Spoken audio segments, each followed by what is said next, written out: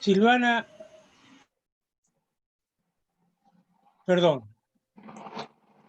Silvana Giudice es argentina, por supuesto, fue presidente del Ente Nacional de Comunicaciones, ENACOM, que es el organismo regulador de las telecomunicaciones y medios audiovisuales de la Argentina.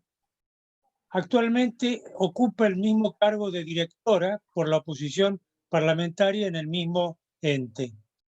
Fue presidente de la Comisión Iberoamericana de Telecomunicaciones de la OEA. Fue diputada de la Nación y presidenta de la Comisión de Libertad de Expresión de la Cámara de Diputados durante 2 periodos consecutivos. Ocupó distintos cargos en el gobierno de la Ciudad Autónoma de Buenos Aires, entre los que se destacan ministra de Coordinación del Programa del Bicentenario, secretaria de Gobierno, subsecretaria de Medio Ambiente, Espacio Público, subsecretaria del Consejo del Plan Estratégico y directora general de Descentralización Administrativa. En el año 2012 fundó la Fundación Libertad de Expresión más Democracia, LED, que es una organización sin fines de lucro dedicada a la protección y difusión del derecho a la libertad de expresión que ella preside en la actualidad. Es autora de varios libros y publicaciones, entre ellos Libertad de Expresión, Madre de todas las Libertades. Espera un minutito que tengo que volver a...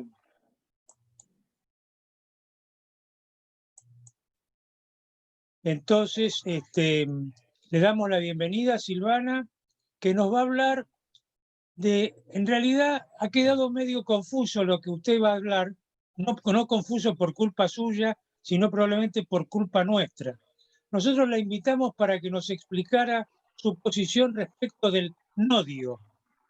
Y usted dijo que prefería hablar de la libertad de expresión como derecho fundamental de los argentinos. De modo que, sin más introitos, le invito a que hable de este tema que nos tiene a todos muy preocupados, naturalmente. Gracias, Guillermo. Discúlpeme un minutito.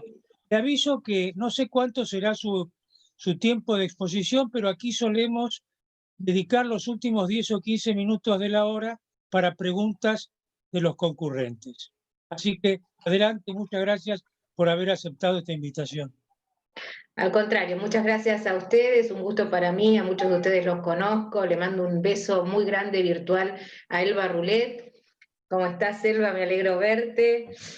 Bueno, Guillermo y amigos del Club del Progreso, no es contradictorio hablar de nodio y hablar de la libertad de expresión en general, así que si me permiten, vamos a abordar este fenómeno de lo que está sucediendo en relación a la desinformación o el discurso de odio que en la Argentina el gobierno intentó clasificar de alguna manera en este observatorio, porque realmente tiene muchísima actualidad y vigencia.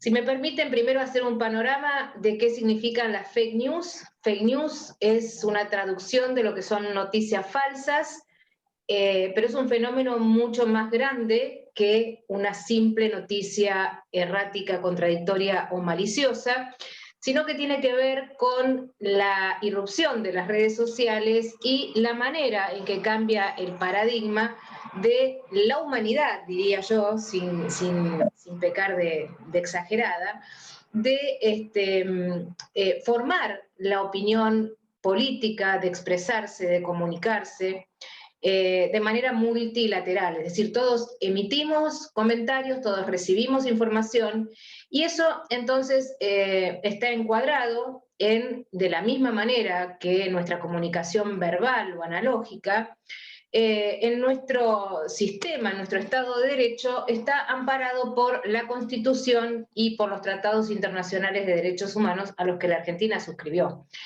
Por supuesto, desde 1853 y de las posteriores irrupción de los tratados internacionales, todos los países, incluso el sistema interamericano, va adaptando en distintas resoluciones y modificaciones normativas la comunicación digital a digamos, la jurisprudencia, por decirlo de alguna manera. Entonces, surge en el mundo algunos ejemplos de desinformación o fake news que nos ponen a pensar, sinceramente, si es necesario regular o no dentro del marco de la protección de las libertades individuales y el goce absoluto de los derechos humanos. ¿Por qué?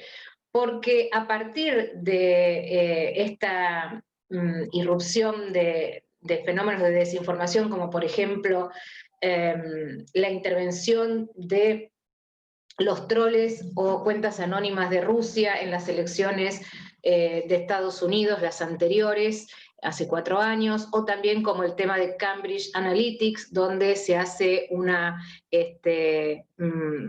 mal uso de los datos personales.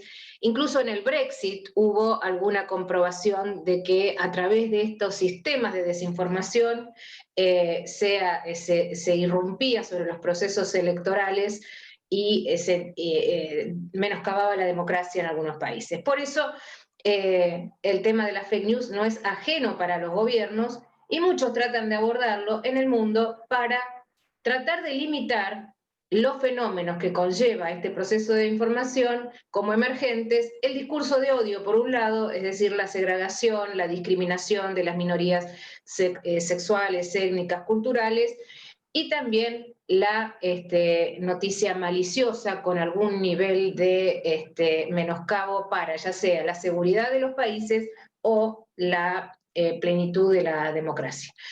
Entonces, algunos países en el mundo comienzan a regular, a partir del año 2006, que se empieza a discutir en la Comunidad Económica Europea y en muchos foros de libertad de expresión, si regular o no regular estos fenómenos nuevos. Algunos países comienzan a sancionar leyes. Entonces, si vemos la matriz comparada de esta normativa, algunos países como por ejemplo Singapur o Malasia sancionan leyes que castigan con cárcel de 6 años y algunos con multas hasta de $100.000, no solo a las personas que compartan o expresen alguna noticia falsa, sino también a los directivos de las plataformas, los buscadores o los medios digitales que las repliquen. Por supuesto, estas dos leyes, que fueron casi las primeras, fueron después derogadas en sus propios países, en un caso por cambio de gobierno y en otro por la Corte Suprema, porque claramente son restrictivas de la libertad de expresión. Pero hubo otros países muy avanzados en cuanto al ejercicio de sus democracias, como Alemania, que también sancionó una ley que se llamó NTDZ, que tiene que ver con la desinformación, pero con una doctrina de protección de las garantías, digamos, no solo en la parte de la libertad de expresión para que todos puedan expresarse, sino también en las garantías del derecho a réplica y el derecho de honor de las personas. Toda la legislación en Alemania es muy exigente en ese sentido y no es trasladable a la nuestra, porque en Alemania además hay tribunales de prensa y demás. Es decir que podemos decir que regularon sobre las noticias falsas, pero que lo hicieron con absoluta protección y garantías de libertad de expresión. La Comunidad Económica Europea y a través del Parlamento Europeo también ha debatido y ha instado a la conformación de mesas multidisciplinarias integradas por las plataformas, los medios de comunicación y la academia para ver cómo se podía abordar y minimizar estos riesgos. Y en Francia, cuando surge la posición del presidente Sarkozy de regular sobre las noticias falsas, considerando a estas parte de una campaña que tiene que ver con el discurso de odio y la facilitación de actos terroristas, lleva ese discurso al Parlamento y es rechazado por la mayoría de los bloques, al igual que en el Reino Unido, porque el conjunto de los partidos políticos rechazan la idea de un ministerio de la verdad. También en este contexto de debate universal tenemos el otro extremo, países como Rusia, China, que directamente ven restringidas sus libertades. En China no podemos decir que son leyes, son directamente resoluciones del gobierno chino, para decir que cualquier información que no esté validada por los medios oficiales es considerada como fake news y puede llegar a sufrir incluso la cárcel. Y en este punto pongo algunos ejemplos.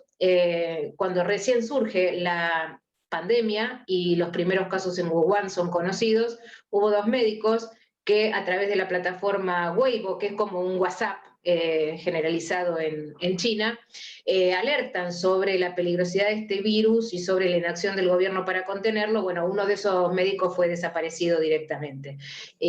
Por lo tanto, no podemos tomar esos modelos de regulación de fake news como virtuosos y tenemos que estar en las antípodas de eso, porque evidentemente allí no hay libertad de expresión. Lo mismo sucede en Irán, en Rusia, en Cuba o en Venezuela, donde la oposición política o cualquier opinión crítica a los gobiernos es directamente penalizada con la cárcel. Siguiendo un poco más para acá y más para este lado del mundo, en mayo de este año, en plena efervescencia electoral en Estados Unidos y a partir de las marchas de las protestas raciales, Donald Trump pone un posteo en Twitter y es censurado. Ese posteo decía: cuando empiezan los saqueos, empieza el tiroteo, y entonces la plataforma Twitter inscribe por sobre su posteo una leyenda que dice: esta información es violenta, lesiva con las condiciones de uso de nuestra plataforma y por eso lo ocultamos.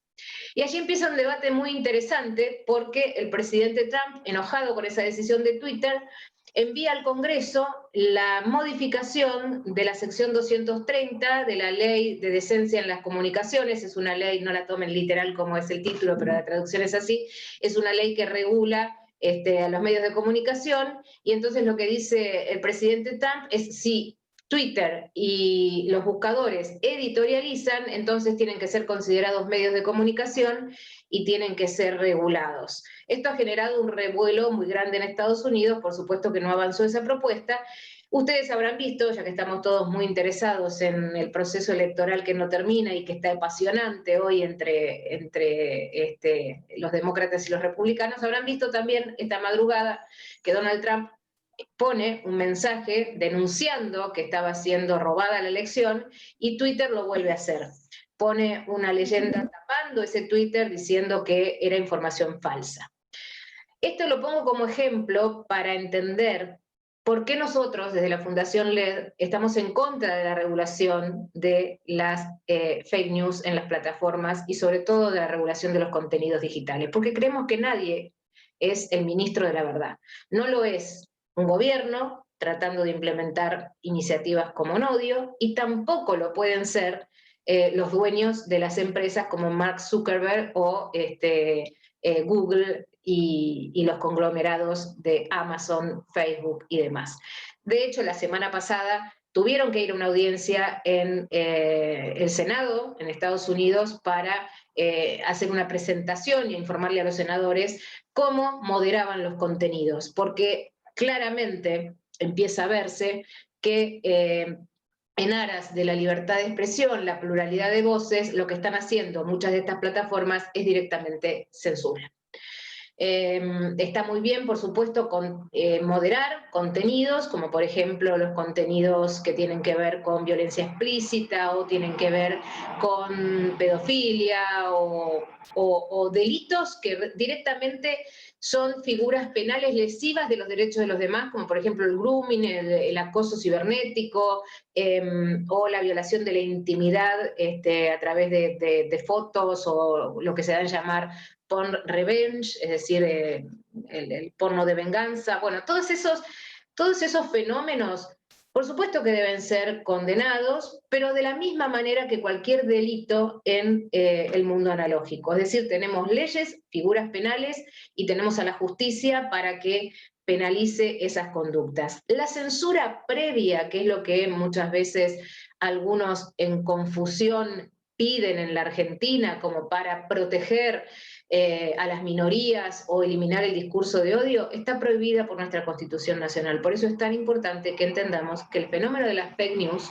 se combate únicamente con más información, mucha más información, acceso a la información pública, capacitación, En Italia se ha sancionado también una ley sobre este punto y hay una suerte de división, se llama correo postal, es como una escuela de capacitación en la tecnología y de empoderamiento de los ciudadanos, sobre todo de los niños, para que emprendan su vida cibernética, digamos, con absoluta información y control de lo que publican y lo que leen y consumen.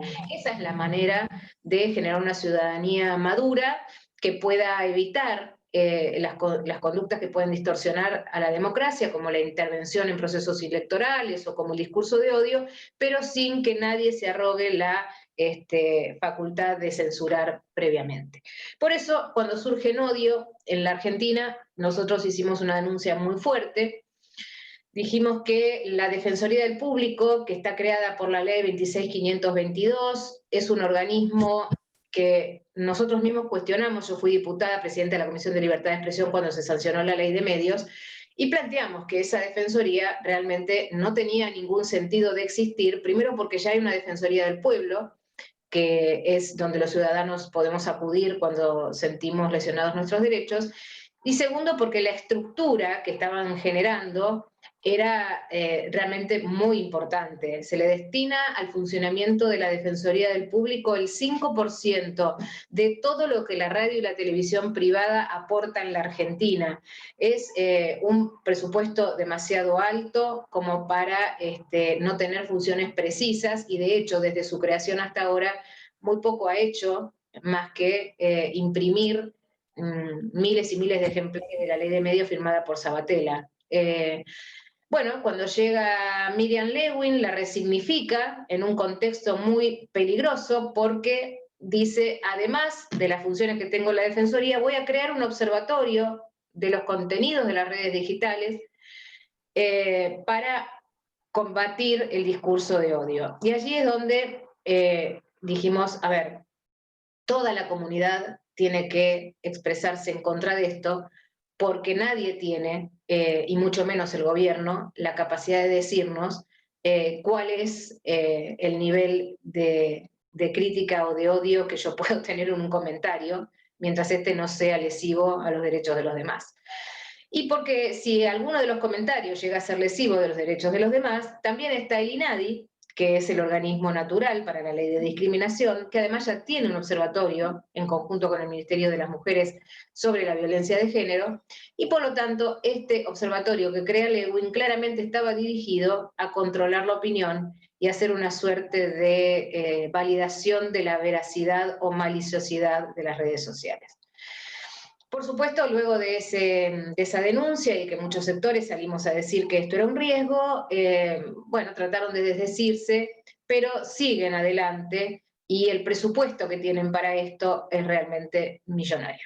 En un momento de pandemia, donde están haciendo falta los recursos para que se pueda asistir a la gente que la está pasando muy mal, además es una política realmente incoherente. Nodio entonces excede las competencias de la Defensoría porque cuando hacen la presentación dicen que va a ser sobre las plataformas virtuales y la Defensoría del Público no tiene ninguna competencia sobre la comunicación digital. Está creado para los medios de comunicación audiovisual, es decir, radio y televisión. Y cualquier intromisión a los contenidos digitales está prohibido, no solo por la Constitución, sino también por varias leyes que se sancionaron en el transcurso de estos años para evitar justamente la manipulación de nuestra identidad digital o nuestros contenidos, y de hecho se considera a todas nuestras expresiones digitales en el mismo rango que si fuera nuestra correspondencia privada. Por lo tanto, desde ese punto de vista, Nodio es inconstitucional. En el siguiente nivel de análisis, debo decirles que la Defensoría del Público, en el artículo 19, inciso A pero lo tengo anotado acá para no... inciso A y E, dice que la Defensoría tiene la facultad de iniciar investigaciones o sanciones en sede judicial o extrajudicial sobre cualquier tema que considere lesivo de las audiencias. Y este es realmente el punto de mayor gravedad. ¿Qué considera lesivo para las audiencias un auditorio que está compuesto por Miriam Lewin, Florencia Santud, que le dio un premio a Nicolás Maduro, o las facultades sociales de la Universidad de La Plata, Morón y demás? Cualquier situación, por ejemplo, una convocatoria como la que va a suceder el domingo que viene, el 8N, puede ser considerado lesivo de las audiencias, porque aparte el jefe de gabinete fue muy claro cuando dijo: la gente que se junta en el obelisco no es pueblo, fomentan el odio, no dicen la verdad. Entonces, no lo podemos ver fuera de contexto. Esto tiene una implementación política, fue lanzado en un momento donde ya habíamos tenido otros ejemplos de intentos de regular noticias digitales, como por ejemplo Gustavo López, director del ENACOM, había dicho ya en febrero que querían regular la fake news. El diputado Cano y el senador Carro y el senador Luenzo tienen proyectos para regular fake news, que directamente censuran comentarios en línea. La presidenta, la vicepresidenta Cristina Fernández de Kirchner emprendió una demanda contra Google por un comentario que aparece en la reseña tomado de Wikipedia. Y además, en abril de este año, la ministra Sabina Federic nos cuenta que se implementó el ciberpatrullaje.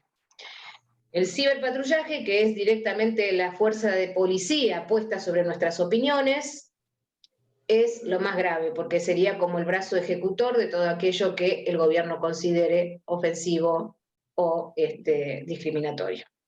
Por el ciberpatrullaje tenemos ya ciudadanos argentinos presos en la provincia de Misiones, en la provincia de Santiago del Estero, y hemos visto aquí también en el AMBA algunas aprehensiones bajo el formato de amenazas. Por lo tanto, el ciberpatrullaje combinado con el Observatorio de Nodio y todo lo que se expresó a partir de eso, demuestra una concepción que ya la vimos durante los anteriores gobiernos kirchneristas, de tratar de dominar el pensamiento colectivo, imponer de manera inequívoca un pensamiento hegemónico, donde no haya pluralidad de voces, sino que la voz del gobierno y el relato oficial sea la voz preponderante.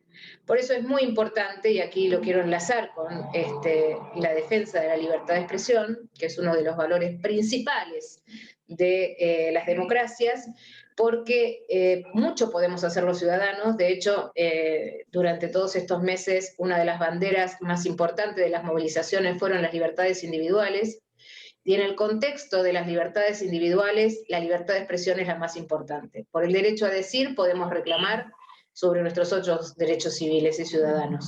Si no podemos hablar, no podemos manifestarnos o nos van a perseguir por lo que decimos en las redes sociales, entonces no estaríamos viviendo una democracia. Y el camino hacia esos países que reprimen la opinión es un camino que aparece bastante pavimentado desde la asunción del nuevo gobierno.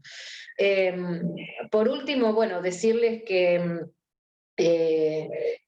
no están cerradas las puertas en el Congreso a estas iniciativas. Yo creo que en cualquier momento se van a intentar avanzar en estas propuestas, porque además tenemos pendiente un debate que aparece muy seductor para los oídos de muchos de los dirigentes políticos, que es el derecho del olvido, que está vinculado con esto y que en la Argentina recibió un fallo hace muy poco, donde la Corte Suprema la Cámara, la segunda instancia, le ordena a Google bajar comentarios de una persona que ahora es muy famosa en Miami, una conductora de televisión, que pidió que se la desvinculara de todos los registros en Google sobre el escándalo Coppola.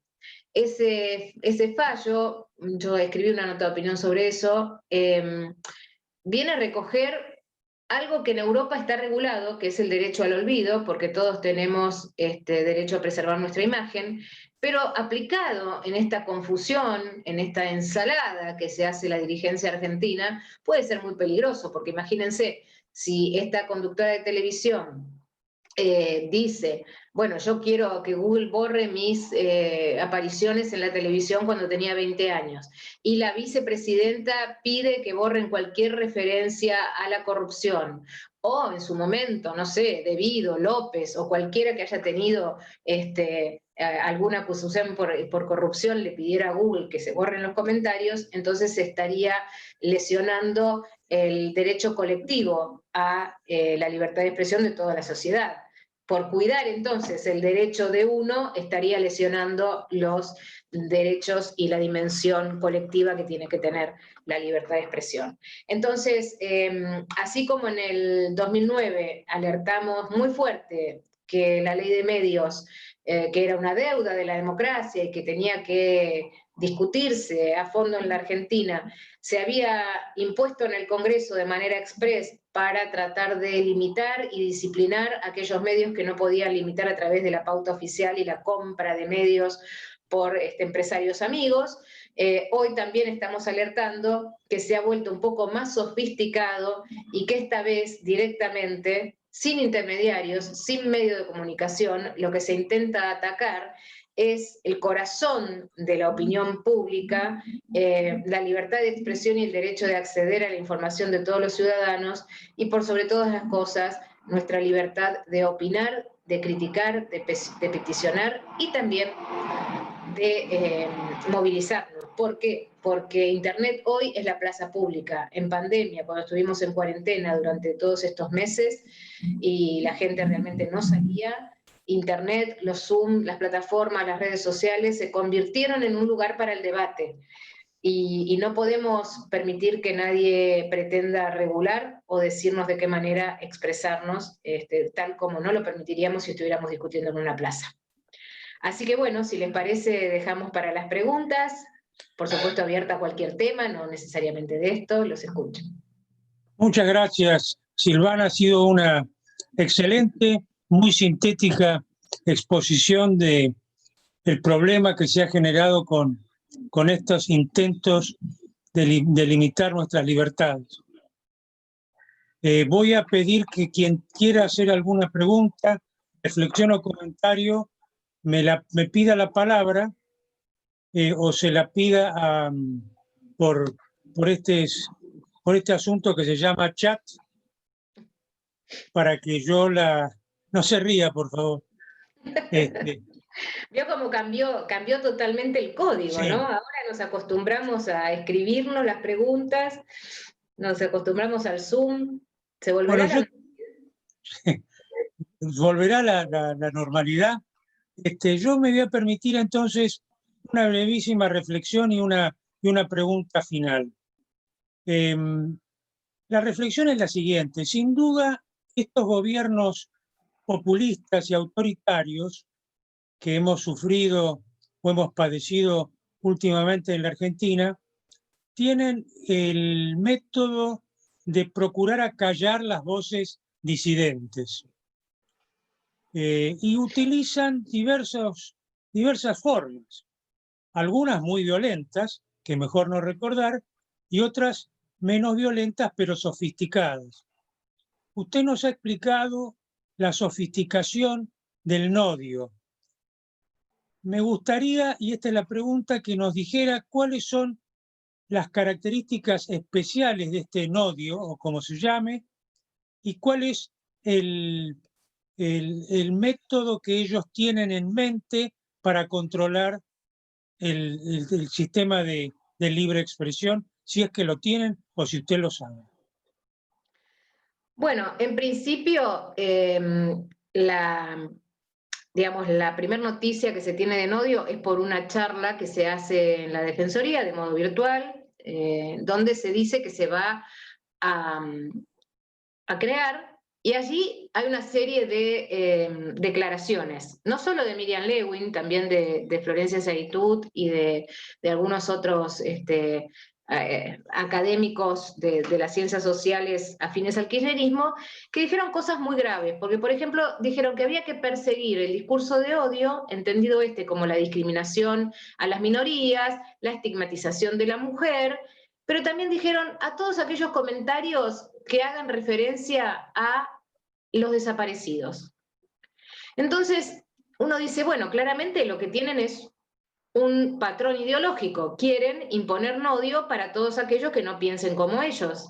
Y la verdad que penalizar a alguien que opine sobre un proceso histórico que lleva 30 años en la Argentina, que han pasado más de 30 años, realmente es increíble. Pero esa es la concepción que le imprimieron a las primeras noticias que subieron a la página de internet, incluso con las declaraciones textuales transcriptas, para qué servían odio.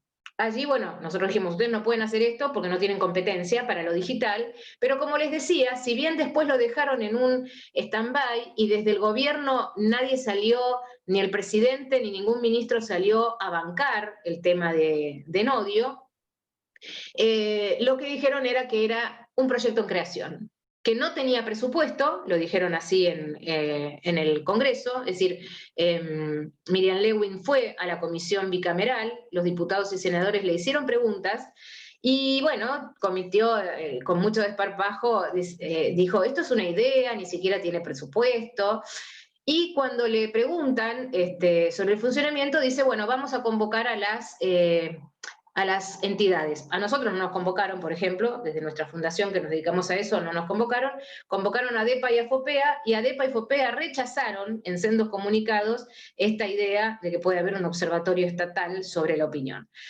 A partir de ahí se calmó un poco y por ahora no tenemos ninguna novedad, a pesar de los pedidos de informes que hicieron nuestros diputados, de que esté en funcionamiento, más que una idea embrionaria. Pero hay una cosa mucho más grave. En esa reunión bicameral, Parrilli, el senador Parrilli, el mismo que había tratado de imponer en la reforma judicial el artículo 72 para que los jueces denunciaran presiones mediáticas, ¿se acuerdan de ese escándalo que finalmente para sancionarla en el Senado tuvieron que retirar ese artículo?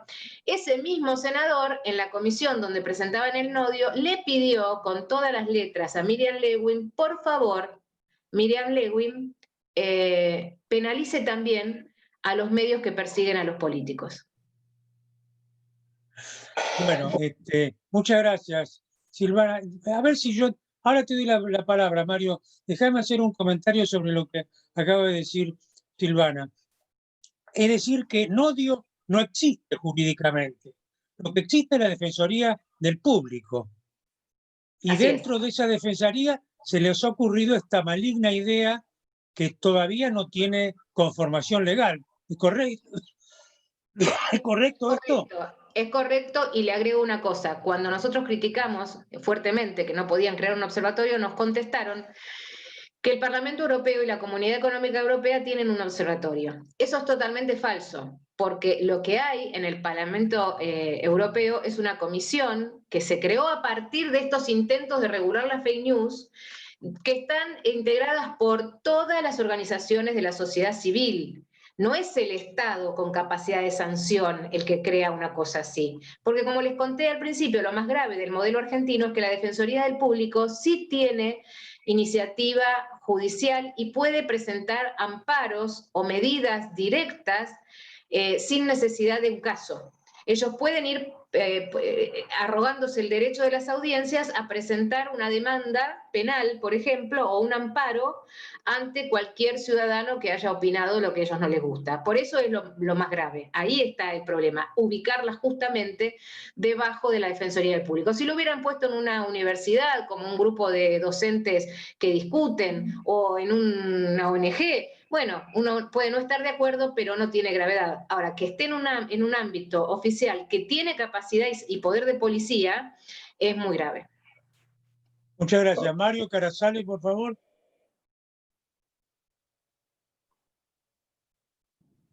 Sí, señora, primero quiero felicitarla y agradecerle su exposición porque ha sido muy clara y sobre todo para los que no estamos en el tema nos viene muy bien. Yo tengo dos preguntas para hacerle. La primera, ¿usted cree que con este gobierno se puede llegar a un arreglo para poder avanzar en este tema? Y me gustaría una reflexión sobre el tema del periodista Santoro. Hago una reflexión suya sobre el periodista Santoro.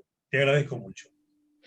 Gracias, Mario. No, por supuesto creo que con este gobierno no se puede abrir ningún debate, porque es el mismo gobierno y es la misma matriz que impuso la ley de medios, que ya sabemos cómo nos fue.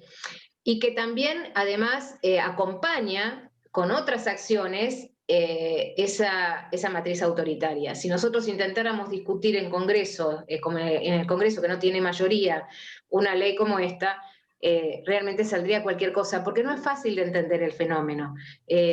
Hay un componente que tiene que ver con la inteligencia artificial, los algoritmos, los moderadores que tienen las plataformas, que no todo el mundo que puede discutir. Mire, nos costó muchísimo discutir la ley de medios en el 2009, una ley de 161 artículos que era muy difícil de comprender si uno no es especialista en el tema. Imagínese lo que puede salir de esto. Y la confusión, porque hay ya proyectos presentados que directamente dicen que Google, Facebook o cualquier medio digital debería censurar. Si usted escribe alguna crítica, podría censurarlo directamente. Por lo tanto, eso no puede discutirse en la Argentina con esta composición política, porque la matriz es autoritaria. Fíjese lo de Santoro, además, que viene a complementar el cuadro. Daniel Santoro está procesado, su procesamiento fue ampliado sin ningún tipo de prueba nueva, sobre la base de una fábula que hace el juez Ramos Padilla, tratando de confundir a Santoro con su fuente, diciendo que hay una asociación ilícita entre el periodista que se reunía con una fuente a tomar información, que él también hacía inteligencia por estar vinculado a esa fuente, que a su vez tenía aparentemente alguna vinculación con elementos de inteligencia. Esto hace tiempo que lo venimos siguiendo. Desde el principio, muchos hemos dicho que era de una gravedad institucional enorme. Recién ahora, con la ampliación del procesamiento, se expresó gran parte de la comunidad. Vieron que hubo solicitadas de los periodistas, de las organizaciones de medios, de intelectuales, que, bueno, seguramente muchos de ustedes firmaron esa solicitada promovida por Norma Morandini y muchos otros, y también una solicitada muy fuerte del sector político avalando a Santoro, porque no es un periodista, es el principio constitucional de la protección y la confidencialidad de las fuentes, lo que está en juego. Si un periodista, por ejemplo, tiene que ir a entrevistar a un asesino y va a la cárcel y relata en una nota los delitos más aberrantes, no por eso él es asesino, sino que nos está informando a nosotros sobre hechos de interés público, mucho más cuando se informa sobre la corrupción, algo que en general el poder quiere guardar bien escondido. Entonces, el caso de Santoro es emblemático, tenemos que estar muy alertas y defenderlo, porque no sería extraño, sobre todo con este fallo ahora de la Corte Suprema, que pone un tembladeral a todos los jueces que están investigando la corrupción, no sería extraño que lo terminen llevando preso. Muchas gracias. Muchas gracias. Muchas gracias. Tengo una pregunta de Ignacio González García, que la podés hacer, Ignacio, si querés, o preferís que yo la lea. Ya estás. Silvana, muchas gracias, excelente, perfectamente aclarado, etc.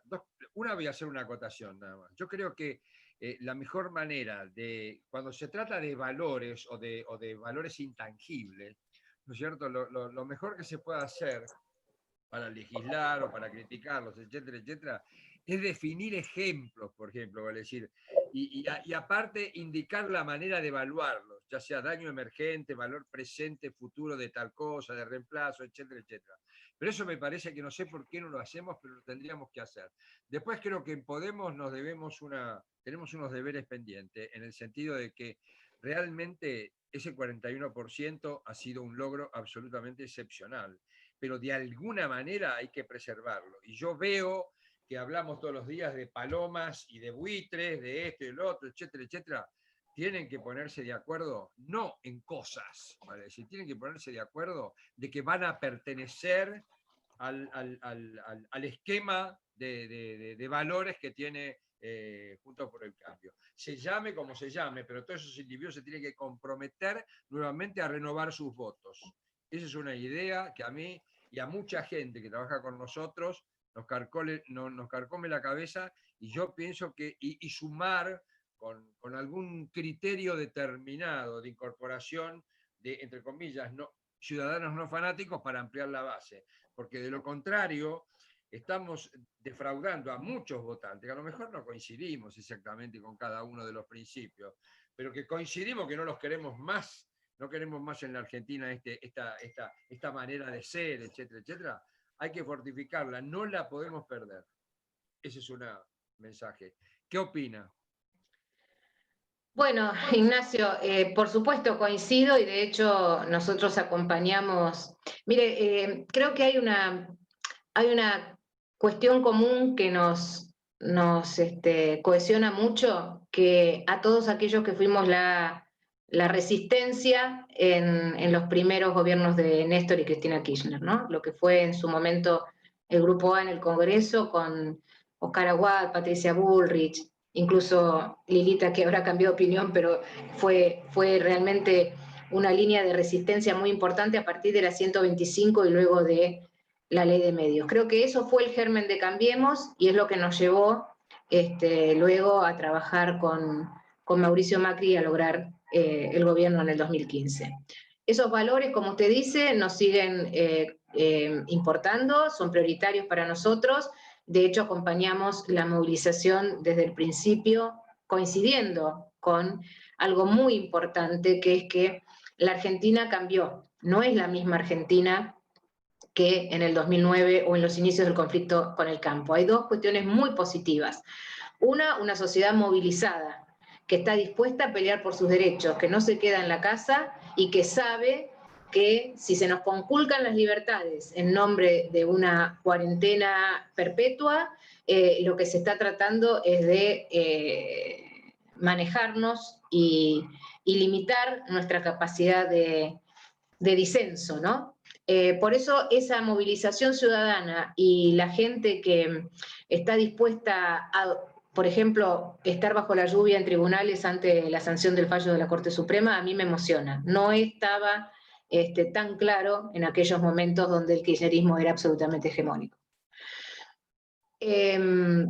Por otro lado, otra cuestión positiva, la oposición hoy tiene capacidad de alternancia, y por eso todos valoramos por sobre todas las cosas la unidad.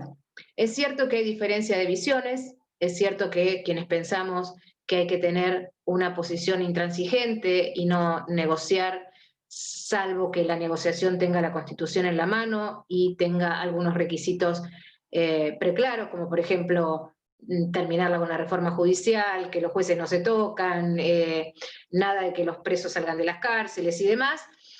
No vemos posibilidad de un diálogo fructífero con un gobierno que no tiene vocación de diálogo. Pero también es cierto que hay sectores de Juntos por el Cambio que gobiernan y que en este contexto de tanta emergencia, como es el caso de la Ciudad de Buenos Aires, tuvo que hacer un esfuerzo para, sobre todo en el principio, poder sobrellevar esta emergencia que no sabíamos en los primeros meses de la pandemia si no terminaba con las tristes imágenes de la gente amontonada, los cadáveres en la calle, como ha sucedido en otros países. Por eso esa conversación inicial de Horacio yo no la cuestiono, sino que creo que fue una gran responsabilidad de parte de él tratar de sobrellevarlo. Todo tiene un punto, y cuando Alberto trató de quitarle la coparticipación a la ciudad, Horacio hizo lo que corresponde, fue a la Corte Suprema. Y creo que a partir de esa agenda se está trabajando. No hay lugar ni para divisiones ni para posiciones tibias. Hay, en estas semanas ustedes habrán visto un ruido con Carrió en torno a Rafecas, pero lo que se ha priorizado, y hoy salió el comunicado de Juntos por el Cambio, es que la única manera de tratar ese tema es por consenso. No va a haber en esto posturas distintas, y va a decidir el bloque de senadores cuál es la posición a tomar. Nos veo sólidos y nos veo creciendo, por lo tanto, ese crecimiento solo puede darse, Ignacio, y ahí le respondo, en torno a nuestros valores, que son los de la defensa de la República y la lucha contra la corrupción, aunque cueste. Muchas gracias. Alguien me había pedido la mano, alguien había querido levantar la mano.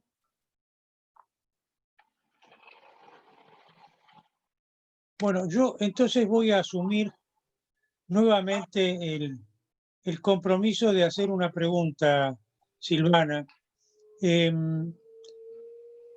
mí me parece muy bien que la gente se movilice, que la gente responda a los desafíos que la sociedad le impone, pero me preocupa, y en esto seguramente él va a estar de acuerdo conmigo, gracias a Dios, que los partidos políticos como tales no tengan, salvo la Unión Cívica Radical, un rol aglutinador de voluntades y un rol de formulación de planes, que son lo que hacían los partidos políticos cuando yo me afilié hace no sé cuántos años al primero de ellos.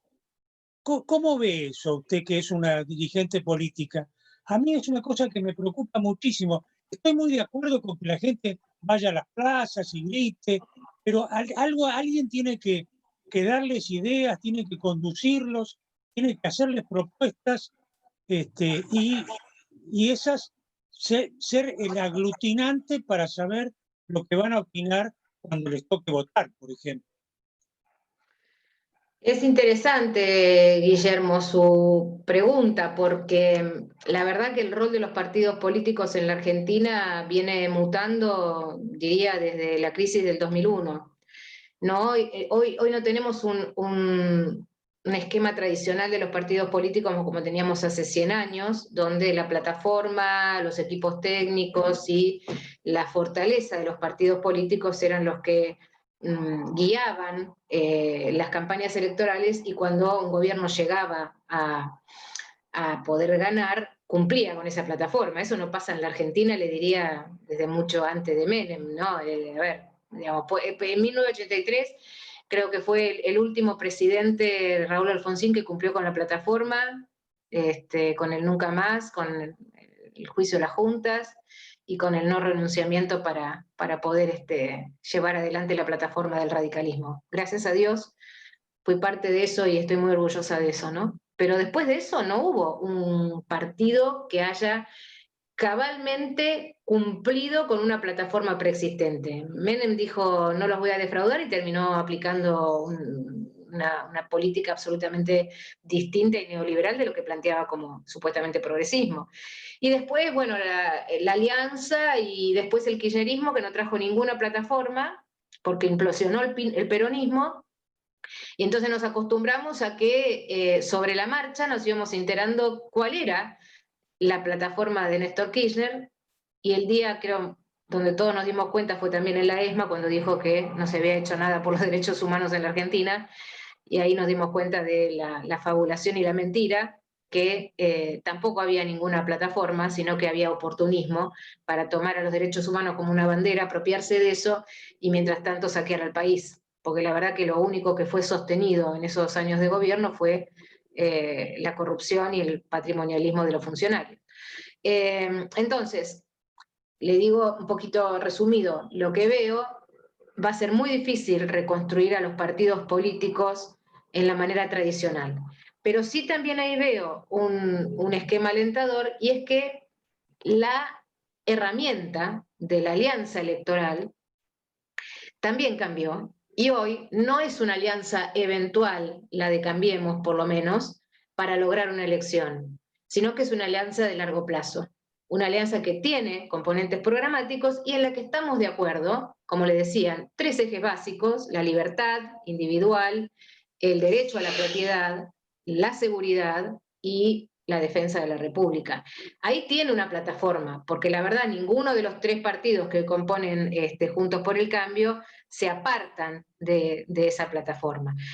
¿Cómo volvemos a esos partidos tradicionales? Bueno, es una pregunta interesante, porque ni siquiera en Estados Unidos, donde la estructura bipartidista es muy fuerte, se cumple finalmente la voluntad del partido, sino que quien llega, como el caso de Donald Trump, impone una agenda propia y va sobre la marcha cambiando muchos de los preceptos que traía el Partido Republicano. Entonces, es una pregunta que también está diagonalmente atravesada por el cambio de paradigma comunicacional y las redes sociales.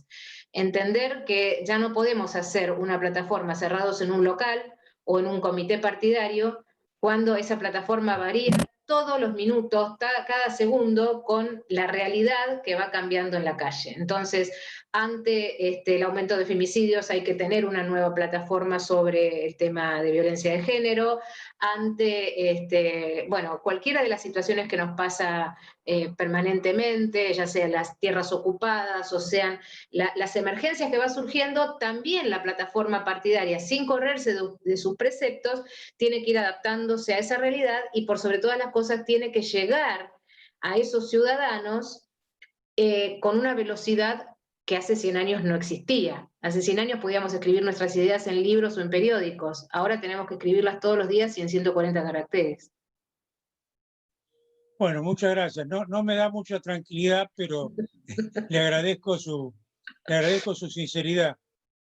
Si no tenemos más preguntas, entonces yo le quiero agradecer muchísimo a Silvana el tiempo que nos ha dedicado, la claridad de su exposición y esperemos que su tarea, que no es fácil, la pueda seguir cumpliendo como hasta ahora con éxito. Muchas gracias. Gracias a ustedes. Un saludo a todos. Elba, un besote y espero verlos presencialmente alguna vez. Ya la vamos a invitar cuando tengamos el club abierto. Seguro. Hasta luego. Gracias. Chao.